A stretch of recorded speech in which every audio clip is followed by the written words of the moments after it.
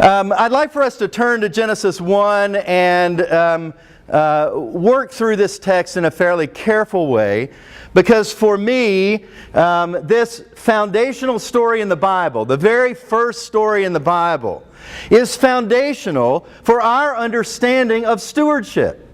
More importantly, for our understanding of God's goodness in life and our responsibility to participate in God's bounteous earth and God's care for all creation. I believe that this text is really foundational. As we will see by the time we finish with the text, I think that this text presents the lens through which we are to read the entire history of salvation, of God's activity on earth. And I believe that ultimately this text is the first part of a bookend that finishes up in Revelation 21 and 22, that presents a vision of the world that God is calling us to participate with God in the project of creating wholeness and justice and peace and abundance and love and joy and enough for all people.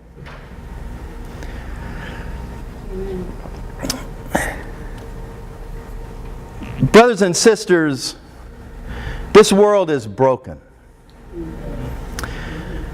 This world is broken. There are people who are in need, who are suffering, and it's needless suffering. It is suffering not because it's God's will. It is suffering because it is human will. It is human neglect. It is human greed. And we as the church, I believe, are called to witness against that brokenness and to bring a word of healing justice. And I think that this text is our entree into that calling that we as the church have. So turn with me if you've got your Bibles. And if you don't, I will assume that you simply have it memorized.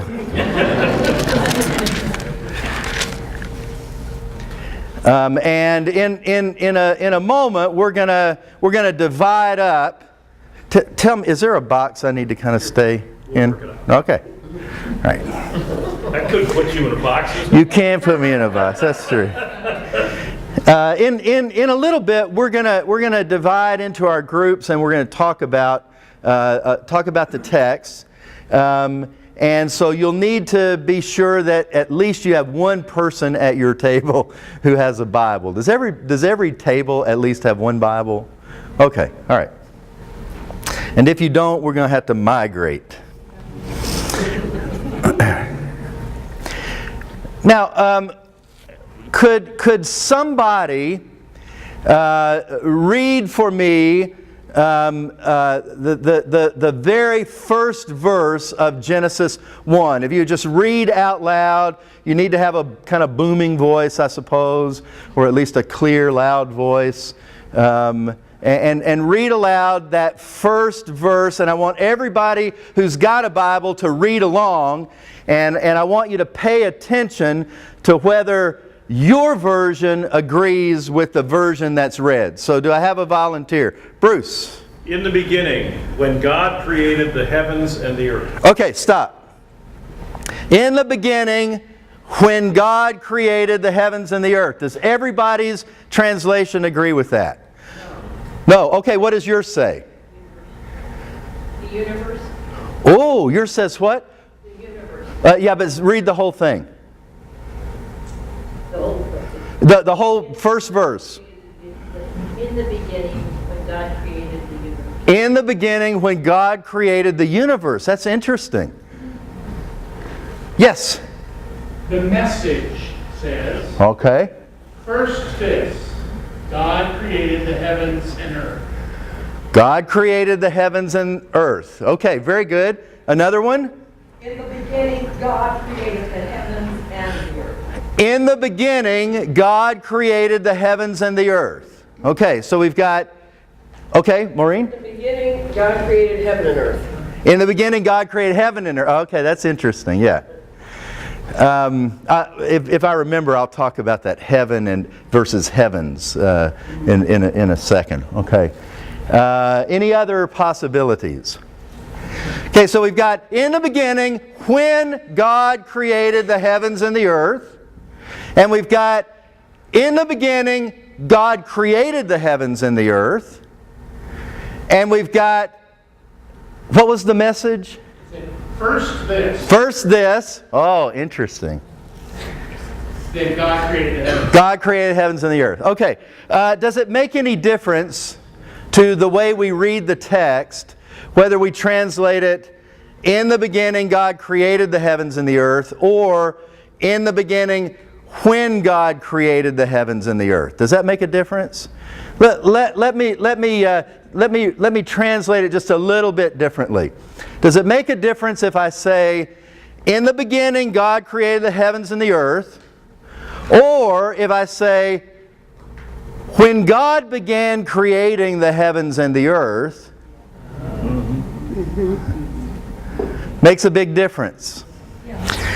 Well, wouldn't you know it? From the very first word of the Bible, we have a translation problem. I mean, we just honestly don't exactly know how to translate verse 1. And it makes all the difference in the world, how you decide to translate it. And I'm going to tell you the truth, it is honestly just a flip of the coin, which way you translate it. I mean, either one of them is equally wrong, and either one of them is equally right and equally possible. What we have in the very first little clause of the Bible, Bereshit bara Elohim. Okay, in the beginning, God created. In the Jewish translation, when God began to create. And in the NRSV, in the beginning, when God created. NRSV, as a good sort of mainline liberal translation, decides to just sort of cut the difference, just try to run right down the middle of the two possibilities. But basically, these are the two possibilities. In the beginning, God created, or when God began creating. Now, the culprit here, let's see, now this didn't come out exactly right.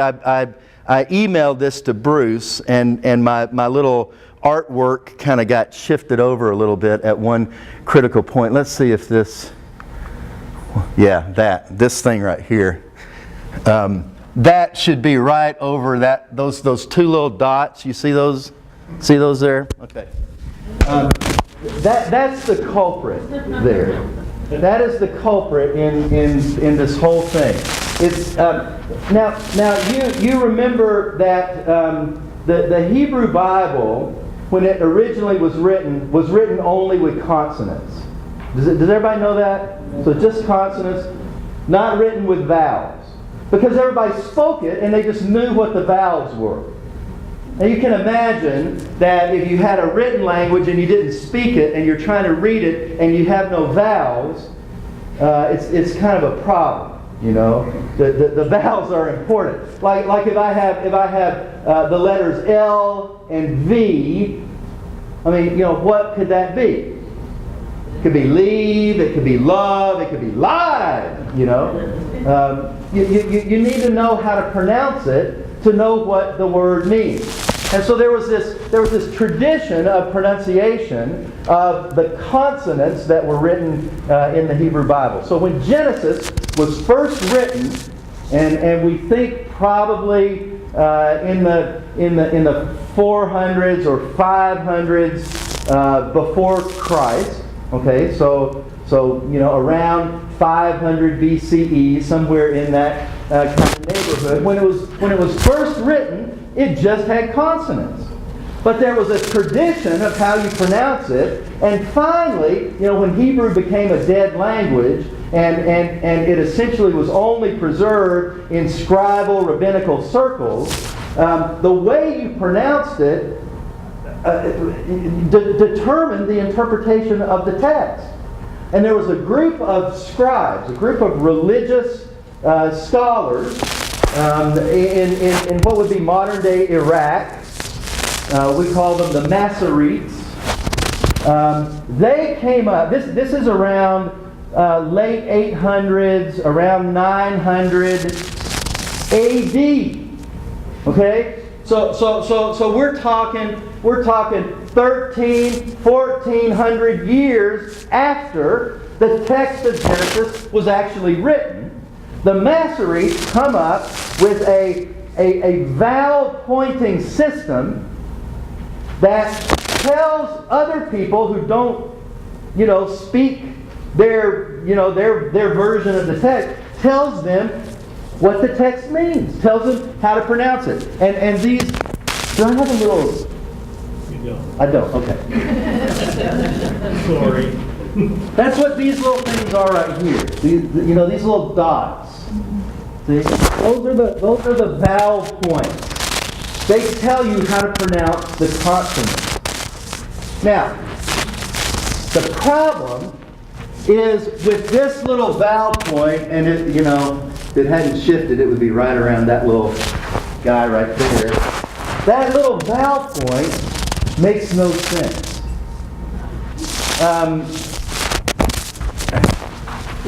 Well, I could go into a long lesson on Hebrew grammar at this point, but let me just say that if we were to read this as in the beginning, okay, in the beginning, what we would expect there is not that's called a shavah, or shiva sometimes in the scientific way of saying it. A shiva is like it's like a real short vowel. It's like okay. So think of the word Canada. I mean, we have the vowel A in between all the consonants on it, but in fact, a couple of those are shavas. It's Canada.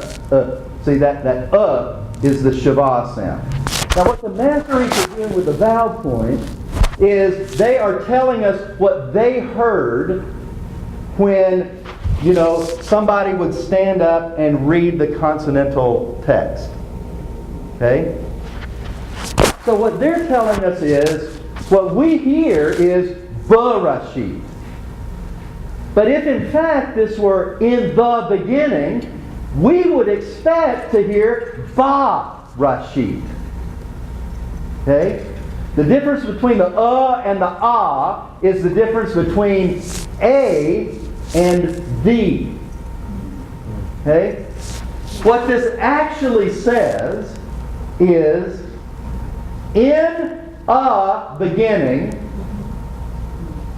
God created the heavens and the earth. I mean that literally is what's written in the text. Now, what do we do with that? What does this mean? Well, there are a couple of possibilities for how to get around. Well, I guess there are three. I mean, we could just translate it in a beginning. Kind of unsatisfactory, or we could say, well, the Masoretes just made a mistake. They just made a mistake. It's really interesting. When I was still dean at Lexington, we had a guy who was like a chief priest of the Samaritan community in Israel, in northern Israel. There still is a Samaritan community. And he came and he spoke to our students and faculty, and he flashed up on the screen this copy of Genesis 1 from the Samaritan Pentateuch, which is just the consonants. It's there are no vowels, and he read it, You know, he was just giving us a sense of what it sounds like. And he said, Barashit, bara Elohim. And when he finished up, I said, did you say Barashit? And he says, well, yes, of course. So in the, and then, you know, those of us in the know, oh, interesting. So the Samaritans have a tradition of translating this, of saying it that way, in the beginning. So it's possible that the Masoretes just got it wrong. You know, that it should have been Barashit. It is you have to do some kind of contortions, but it is at least theoretically possible that you could translate it, translate this as like I always get these two confused. Is it a gerund or a participle? Well, you know, an ing word. Okay. Yeah, but one's a noun and one's a... Gerund is a noun. Gerund is a noun. Okay. I think it's a gerund. Okay. You could treat it as a gerund and treat it as part of a construct chain. In Hebrew, if you have two nouns, oh yeah, it would be a gerund. Yeah. You have two nouns right next to each other. They are said to be in construct. And we would translate it into English by the relationship of. So like if you have King Israel right next to each other, then the way you translate it is the King of Israel. And the thing about a construct chain is that the definiteness of it, the or is governed by the last word in the chain. And the last word in this chain is God, which is a proper name, which would make the whole thing, would make the whole thing definite. So we could say the beginning. Okay, so that's a way we could do that. I will just assert. Let's see. Am I going to assert this? I'm just going to assert, based on my, at least 25 years of doing this stuff, and you'll just have to take my word for it for now. I'll show you why this is actually a pretty good way to translate it. I'm going to say that the best way to do it is that way. To say, when God began creating the heavens and the earth. Okay?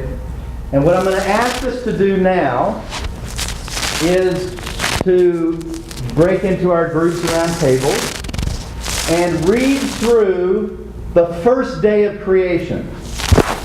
And that will end. You'll know when it ends. You'll know. There's a little formula that it gives you. So I want you to go through the first day of creation. I want you, whatever it is that your translation says, I want you to substitute my translation for verse 1. Okay? And my translation is, when God began creating the heavens and the earth. Okay? And then you go into verse 2. And I want you to ask, oh yes, I have it right there. I want you to ask two questions. What is created on day 1? And this is very easy to see because it will say, and God said, let there be. Okay? This is the easy one. Right? This is a little more difficult one. What is said to be there, but is not created?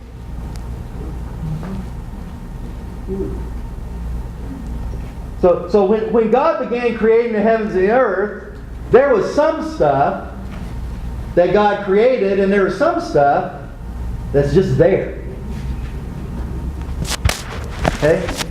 So take a few minutes. Have somebody, preferably the best-looking person at your table. Well, okay, it doesn't have to be that. But have somebody or maybe the most willing person at your table, to read aloud what happens on day 1, and then I would like for you to discuss these two questions. What was created and what is there but not created. So go to it.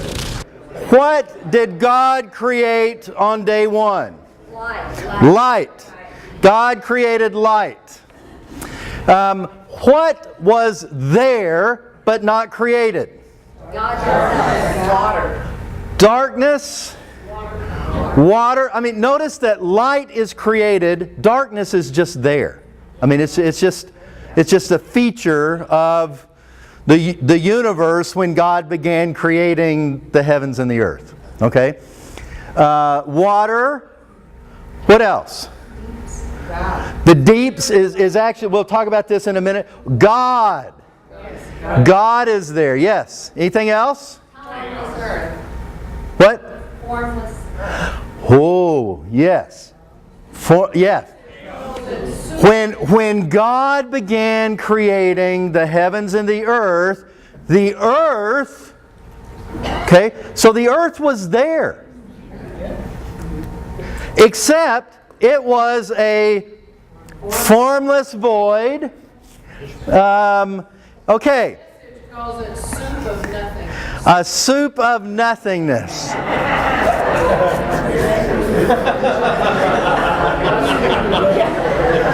Yes.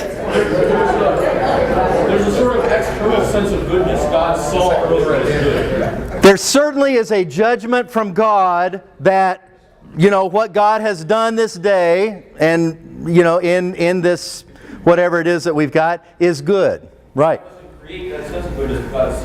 God sees it. That's God's assessment of it. Also time exists. It exists after God creates light. Or when God began creating. When is a word of right. It's a temporal clause. Yeah, that's right. But when God creates light, and then for the first time you get the possibility of day and night. Okay, light gives us the possibility of figuring time. I mean, maybe we could say, time was already there, but at any rate, it is light that gives us the possibility of measuring day and night. God gives us a pattern. That sets a pattern, yeah, because of God's creative activity. So did God create separation? God made a separation. Okay. Yeah. Okay. The point of this little exercise is that in the Genesis view of the creation of the world, we do not have what has become a kind of popular view that once there was nothing and then all at once there was something. The kind of Big Bang way of thinking about the creation of the universe. It's a very different way of thinking about the creation of the universe. When God began creating the sky and the earth, the heavens and the earth was, and the word, let's see, I don't have my slides in the right order here, but I'm gonna jump ahead here. The world was tohu vavohu. That's what the Hebrew term is here. And in a minute we'll say this together because it's fun to say together. Tohu is a word that is fairly well attested in Hebrew.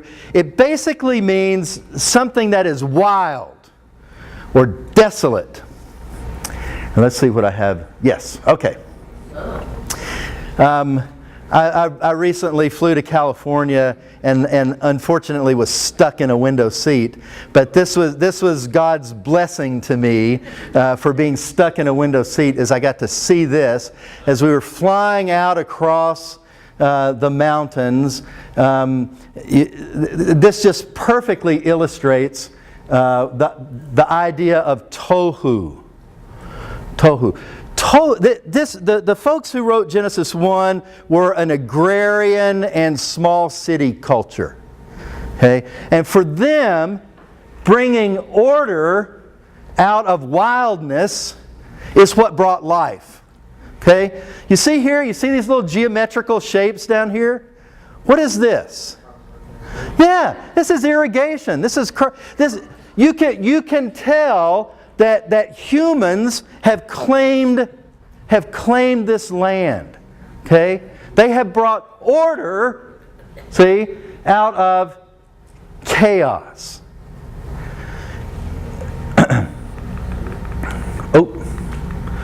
Tohu is it's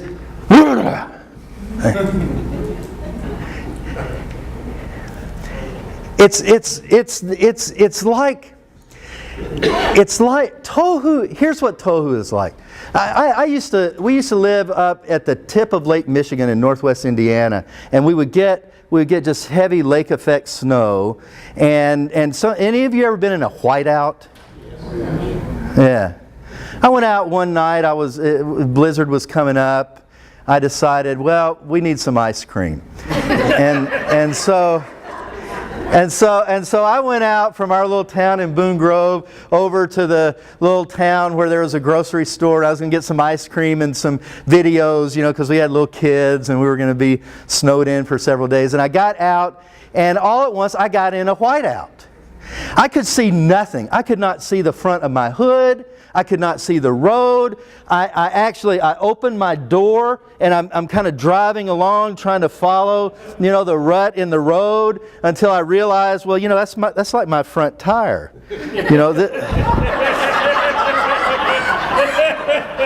This isn't really doing me any good,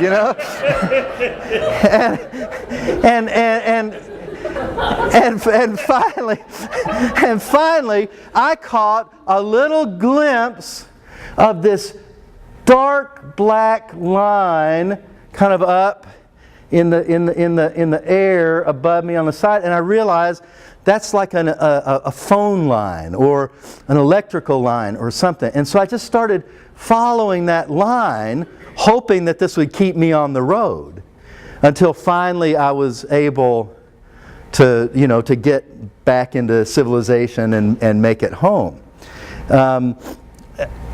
Tohu is like a whiteout. See? There's no point of orientation. It's like being in the middle of the ocean without a compass at noon. And having no idea which direction is where. That's what tohu is. It's just bohu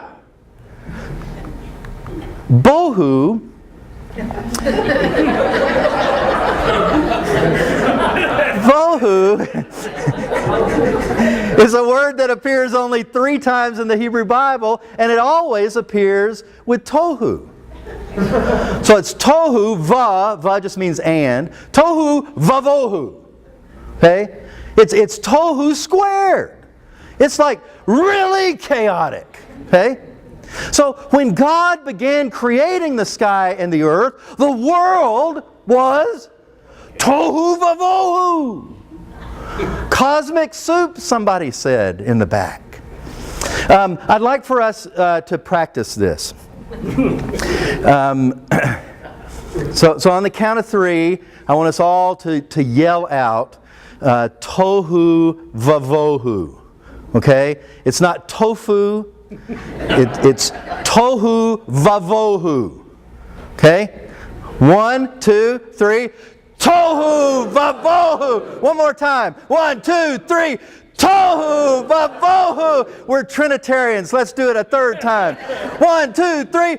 Tohu vavohu. Oh, that makes... Did I knock my mic off? You did. You're wild and crazy. I'm wild. And now I'm desolate. You're good. But I have been recreated. This is what the world was like when God began creating it. Creation in Genesis 1 is not a picture of abracadabra, once there was nothing, bam, there's something. Creation in Genesis 1 is a picture of God progressively bringing order out of chaos. It's like a sculptor taking just a lump of clay. You know, I'm just an old lump of clay. See, but I'm going to be a diamond someday. You know, God is making the world out of tohu vavohu. Now, let's see. I wanted to make just a quick point. One of the things that's there when God began creating is the deep.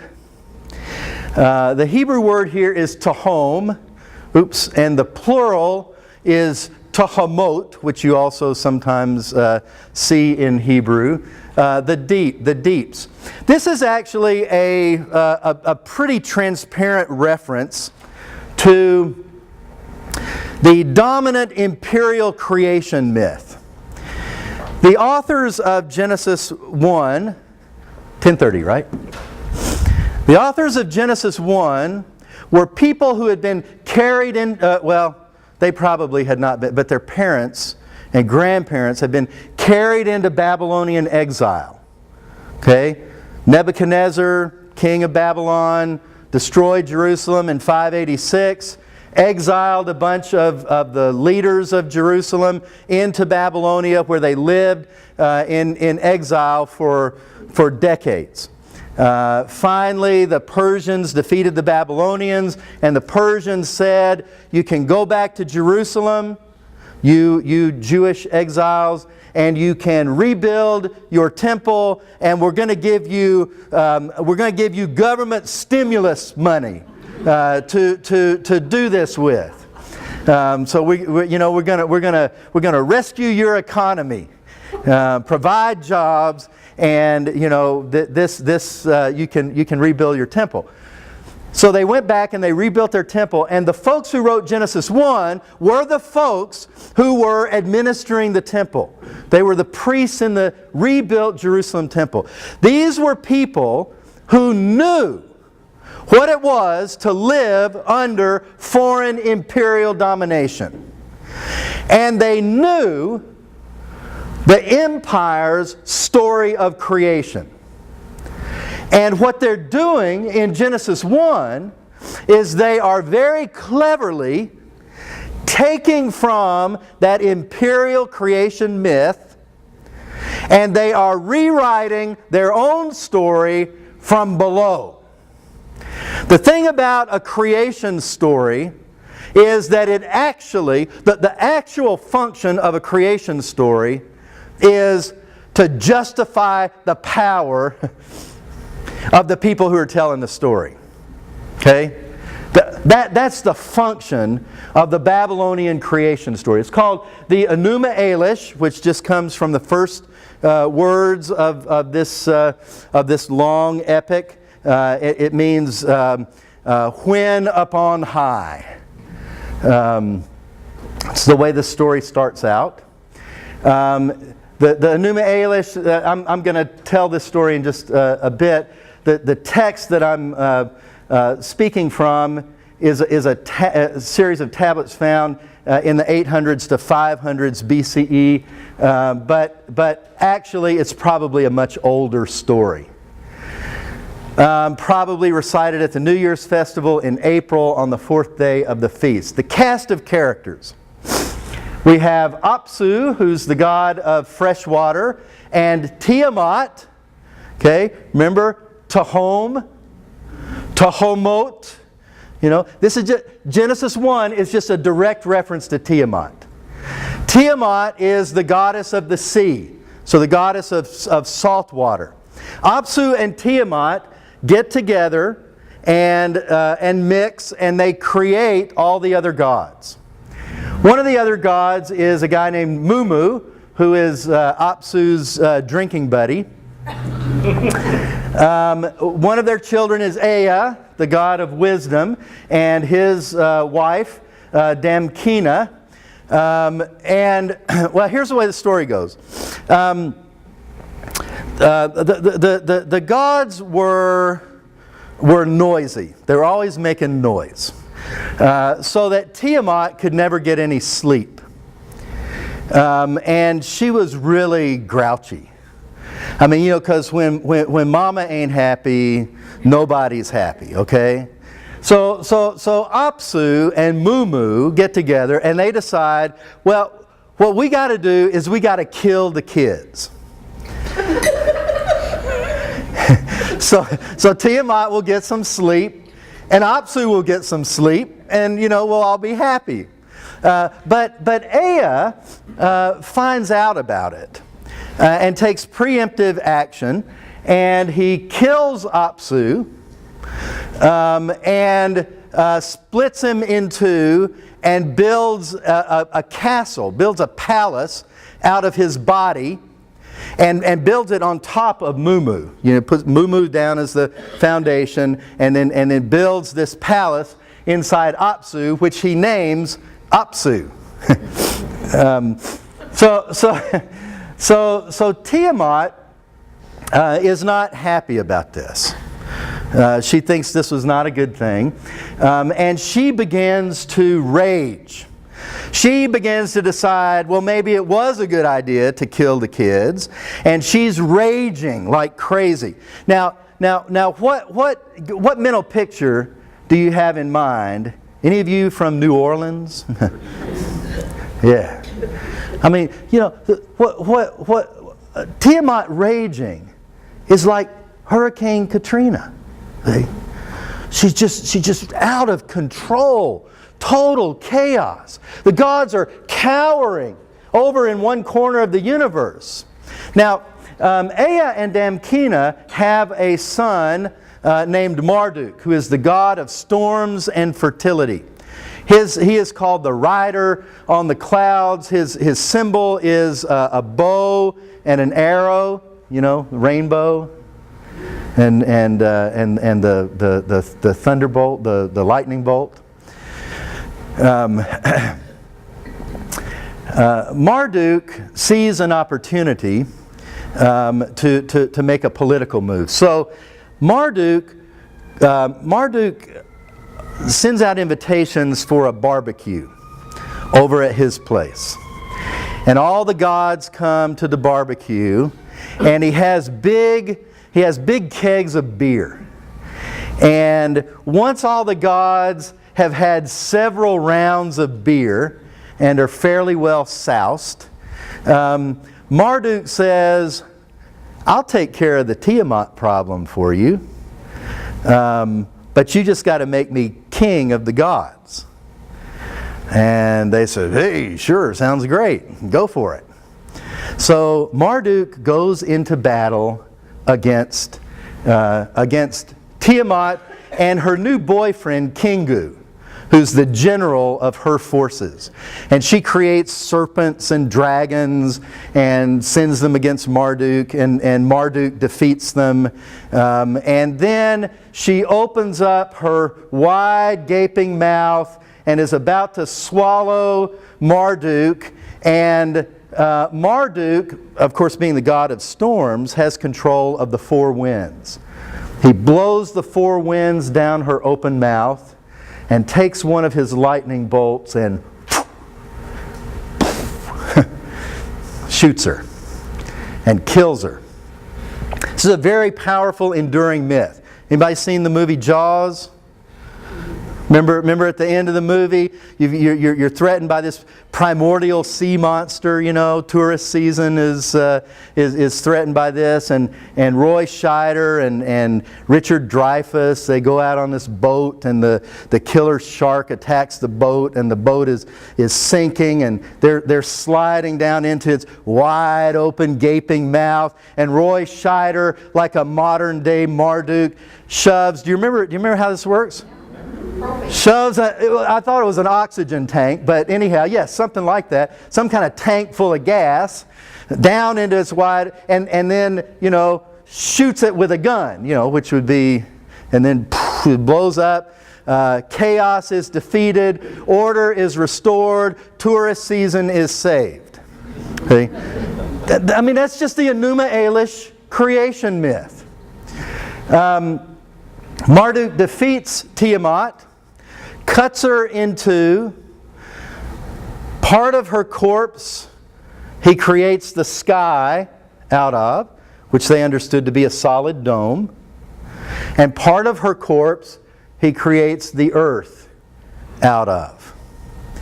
And then Marduk does something very interesting. He says, now it's time to solve another problem that we've been having. You see, the world was kind of a pain to operate. I mean, you know, you got these rivers and these canals that get all clogged up, and the gods are constantly having to search for food and all. I mean, they need some like robots or something to take care of this for them. So Marduk and Ea take some of the body of Tiamat, the earth, and they take the blood of Kingu, her consort, her general, and they mix it together and they create human beings. And they create human beings to be slaves, to do the grunt work of the universe, to do the hard work that the gods don't want to do. So in the Imperial creation myth, Marduk, who by the way is the patron deity of what city do you imagine? Babylon. Marduk, who is the patron deity of Babylon, becomes king of the gods by bringing order out of chaos and by creating human beings to be slaves to the gods. Okay? Now, Marduk, of course, doesn't come down and run things physically on earth. Marduk works through Marduk's appointed human king and his court, you see. So all the peoples of the world are intended to be slaves and to produce the goods that come to the king who is the representative of Marduk on earth. What a great creation story. If you are Nebuchadnezzar, if you are the Babylonian king, not if you are the people of Jerusalem. Okay?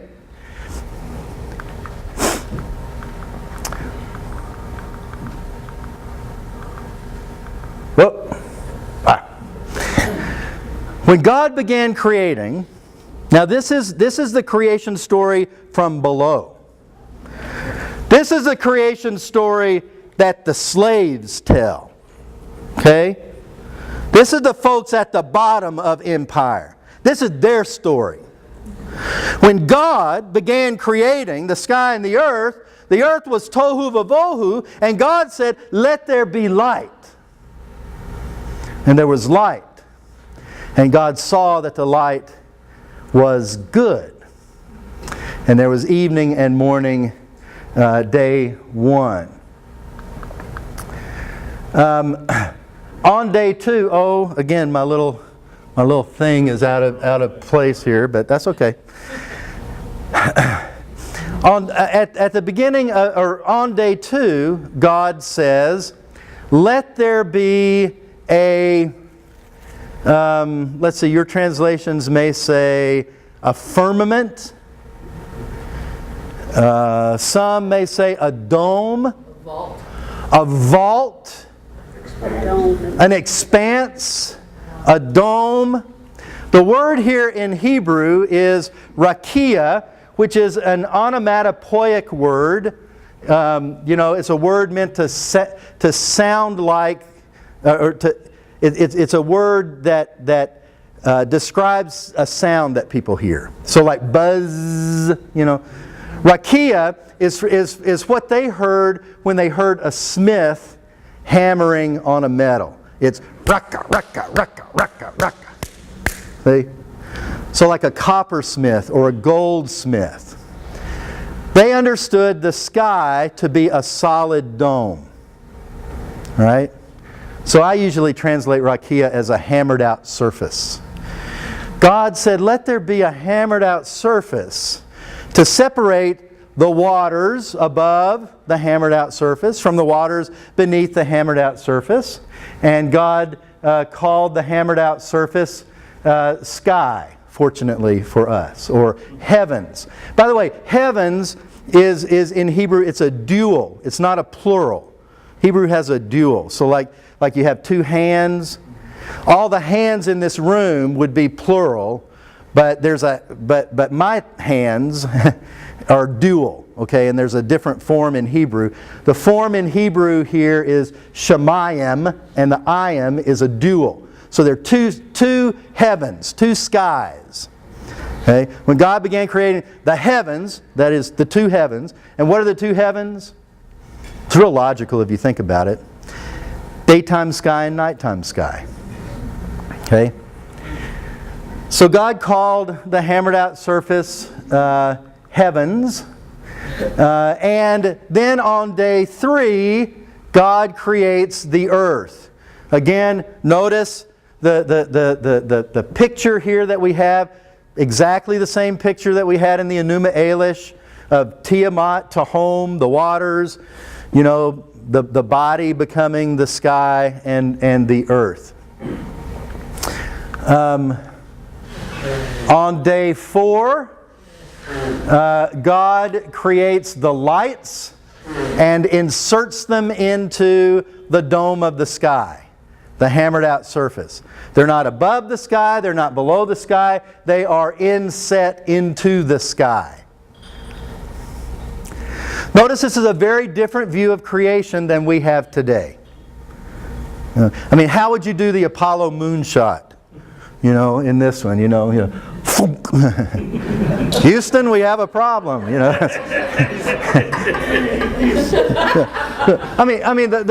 the point is that this story is kind of the best, most sophisticated scientific thinking of the 6th century BCE. We have a very different view of the world today. Okay? And it's very problematic to go to a gas station and swipe your card and have it go up to a satellite and charge your bank account, and then you put gasoline that has been discovered using geological techniques that assume that the earth is several billion years old. Really, there's a logical inconsistency to doing that and then claiming, I believe Genesis 1 should be taught as the scientific view of the creation of the world in our science classes in schools. It's a very different view of the world, but the point here is that Genesis 1 is not telling us how the world was created. Genesis 1 is telling us who God is and why God created the world, what it's created to be, and what we are created to do with it. That's the point of Genesis 1. Scientific views come and go. 200 years from now, we'll think about it differently than we do now. Science is not our God. And it just changes, Okay. We come to a kind of climax in the story, but not exactly the climax in the story, toward the end of the chapter, where God says, let's create a human being in our own image. Now, a lot of theological ink has been spilled through the centuries trying to figure out exactly what this image of God is. The Hebrew writers don't really tell us exactly, but they do tell us very clearly what it does. The syntax in Hebrew is very clear on this point. We have a similar construction in English. If I say, let's go to the store and buy some bread. Okay? What I've done in the first is I've given a cohortative. Let's go. And then and we'll get some bread.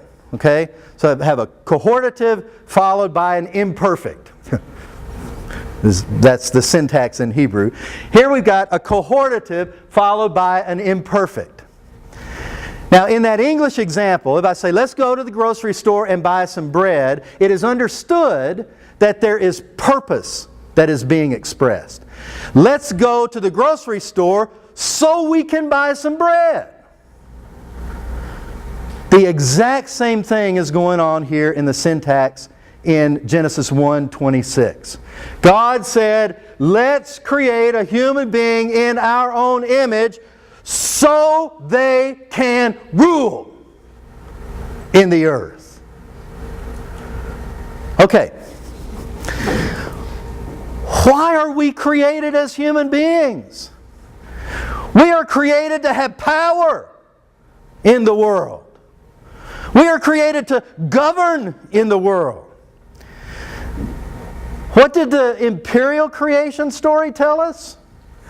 You are created to be slaves in the world, to do the grunt work of the world.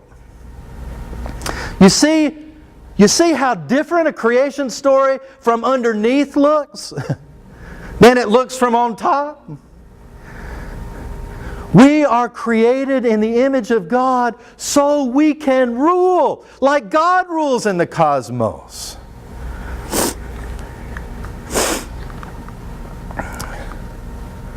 In Genesis 1, everybody has power.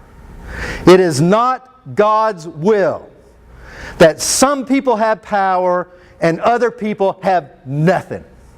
That is not God's will, according to Genesis 1.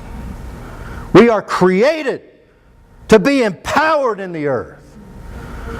Huey Long, that great senator from New Orleans, used to say, every man's a king. And Genesis 1 was saying, every woman's a queen. We are created male and female. I mean, not just we're created male and then there's female. No, we are created male and female so we can rule.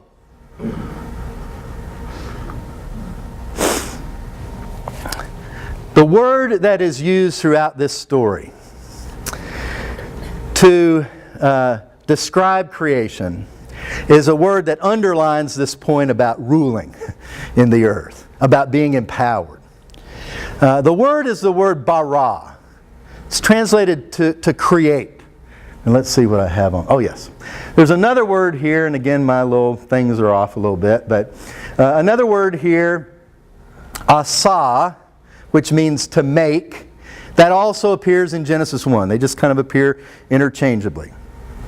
In the Hebrew Bible, human beings can asa stuff. We can make stuff. But in the Hebrew Bible, only God baras stuff. Creates stuff. Okay? Bara, to create. But bara has another meaning, which is to be fat. Okay? Let's see if I've got some. Yes. In 1 Samuel 2:29, it talks about people fattening themselves. The root word there is bara. Okay? In Habakkuk, Habakkuk complains about the rich and lavish food of the enemies of Israel, and the word there for rich is bara. Daniel 1:15, when Daniel and his kosher courtiers refuse to eat the meat and drink the wine of the king's table, and they just have water and vegetables, and yet they survive, although everybody thought they would die.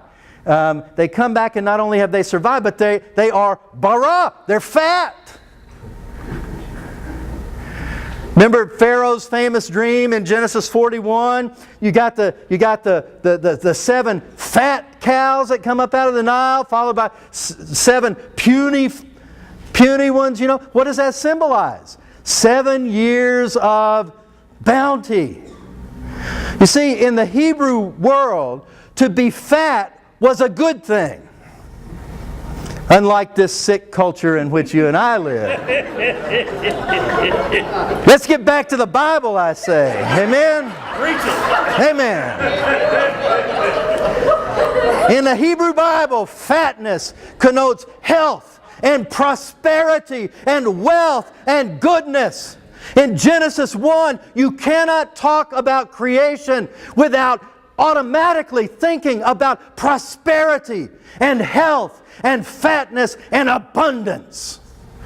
God creates a world that is overflowing with abundance. You see, the Babylonian creation was a creation of scarcity. It was a creation of not enough. And so the folks in the royal court, they got to get everything they can because there's not enough to go around. And so everything's got to flow to them. You know, if you win, I lose. But the creation story told by slaves, the creation story told by people at the bottom of the empire, says, no, there's enough. There's more than enough. Because God creates a world that is fundamentally fat.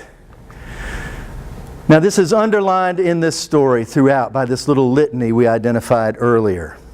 At the end of every day, God looks at what has been created and says, oh, that is, the Hebrew word there is tov. You know, like mazel tov, you know, good stars, good luck. Usually translated good, but I think that it's stronger than that. In its feminine form, tovah, it's the word that we use to describe the produce at harvest time. Now, you know, in an ancient agrarian society, winter was long. And, you know, some people just didn't make it through the winter. So when the crops start coming in, when the produce of the field comes in, this is a time for celebration.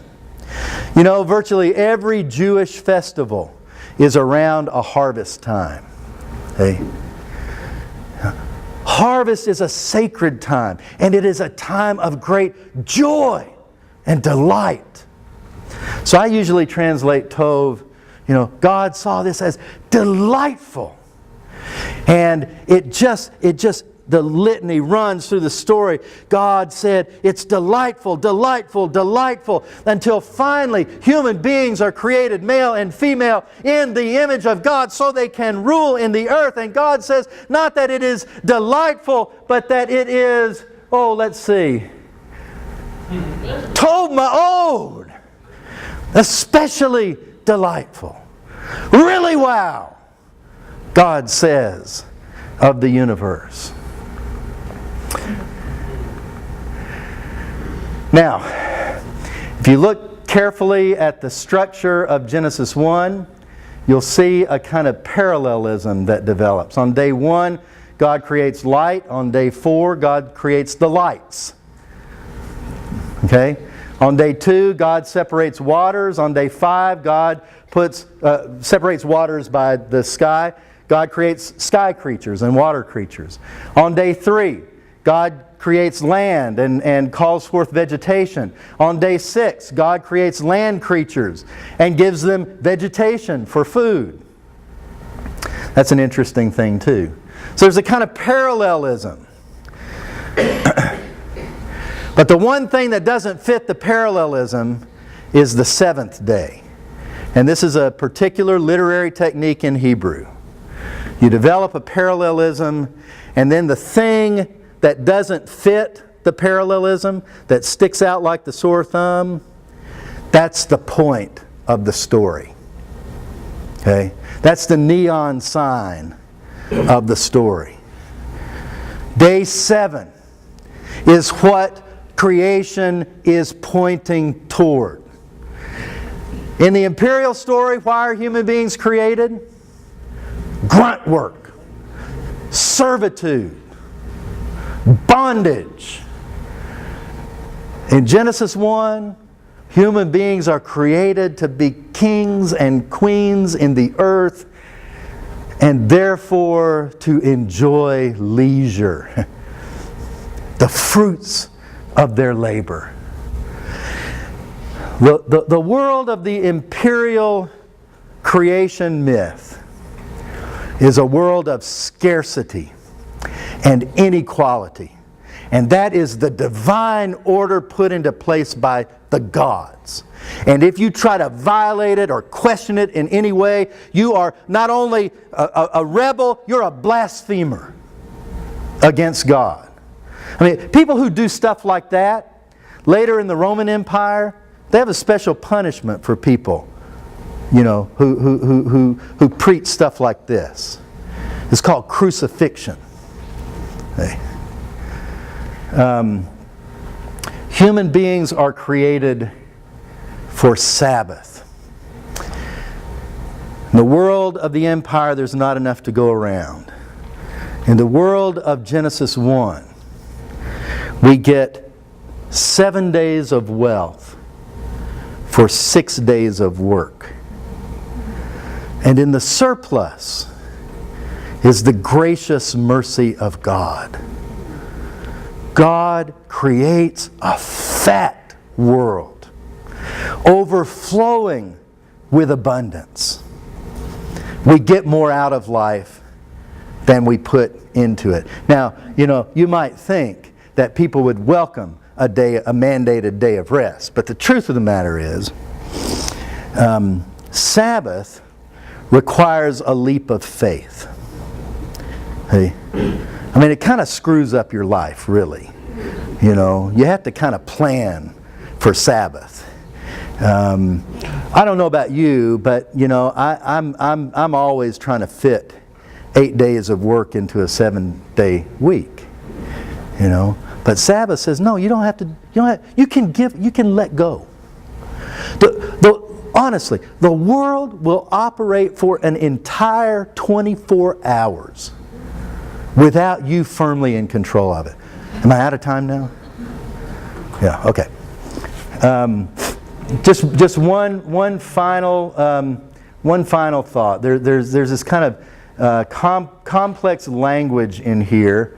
You know, creeping things creep, winged creatures wing, seed-bearing fruit trees bear fruit with seed-bearing fruit in them. I mean, it's complex in Hebrew as well as in English. But the general idea seems to be that things do what they are.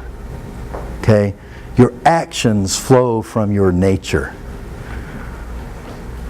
You and I are created in the image of God, who creates a world of generous abundance so that we may rule as God rules in the world, with delight and generosity and joy. We need not fear. There is more than enough for us to share generously, even as God has shared generously with us. Okay, so that's all I have to say. Wow.